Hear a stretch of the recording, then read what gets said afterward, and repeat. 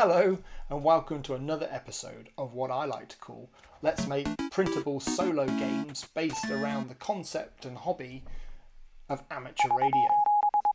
This is what I've been planning, so let's give it a go. Well, this is how the game is currently looking. It's designed to be printed out on a single sheet of A4 and you can play it by yourself with just a pen and a set of dice. Now the idea is to work as many areas on the globe as possible. A successful area is one where you make a successful CQ call, so you're calling out and it's being received. And I struggled a bit to think about how we could make this work by just using what we have in front of us here.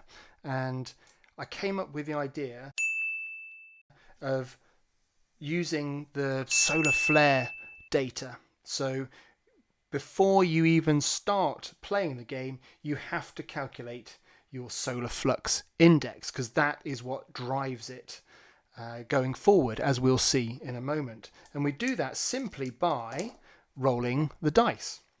Now, the SFI, the solar flux index, can range, I gather, from about 40 to about 400 probably. So we take the total of the dice and multiply it by 33. So we have 7 here, so 7 times 33 is 231. So that is my SFI. The higher that number, the better the calls are going to be, the more successful your CQ calls are going to be. However, there is the K factor, and the K value is to do with, how can I put it, magnetic field stability, and it ranges from 1 to 10. But for the purpose of this game, because we're dealing with 2 dice here, we're going to do it between 1 and 12. So we just need to roll 2 dice again, and we've got a 9 this time. Okay. The higher that number, the worse it's going to be, as in the real world, if I understand my SFI correctly. Okay, so once we have these set, the first thing we do is specify where we want to start, and we're allowed to shade 3 squares in as our location. I picked 3 because it's not 4. I know that sounds funny, but 3 will force the player to make an irregular shape. And the more irregular a shape is, the more difficult or challenging it's going to be to occupy all that landmass, to work that whole continent. So you don't want shapes that tessellate really easily, or very symmetrical shapes. So I deliberately picked 3. So we're going to pick, let's suppose we pick the UK here. Okay, so I'm pretending we're shading this in. Okay, now we have our call log here. Okay, we have 25 CQ attempts to make throughout the game. Once those 25 calls are up, it's game over, and we basically use a tally system to total up our overall score at the end. So how do we make our first CQ call? Well, first off, we roll a single dice to get a number between 1 and 6. In this case, we got 3. So we look here, and we can see on our wheel, on our dial, that we have this portion here available to us. So these are the shapes we can choose from. It's taken me a while to balance this, because I did originally start with only 1 or 2 shapes you could select from, and I had to slowly increase it just to make the game a bit fairer. So let's pretend we're going to select that big block of 9 squares. Okay, we then pick where we're going to land, Doesn't have to be close to your location. We could go all the way out here if we wanted to, and I'll explain why that might be a bad idea. So the closer we are, in a nutshell, the closer you're targeting, the closer the area you're targeting to your location, the more chance you have of it being a successful CQ call. So let's just pretend we're going, let's go North Africa, okay? We're just going to work this bit here. Now, you probably can't see on the camera, but overlaying this map, there is a grid of hexagons, okay?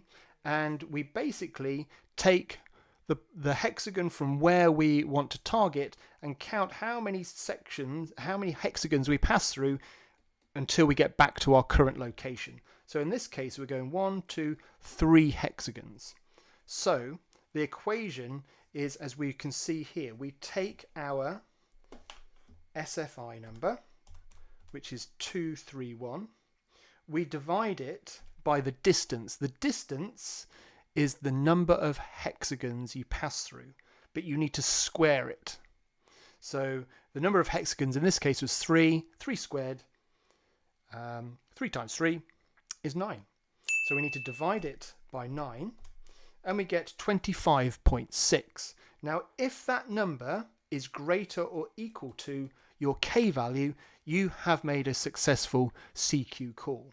And I really like this equation, because if you want to target, just like in real life, if you want to have a go at working distant countries or locations that are further away from your current location, then there is a risk that your overall value, when you calculate whether you've done a successful CQ call or not, the overall value will be less than that K value, which means it's an unsuccessful CQ call.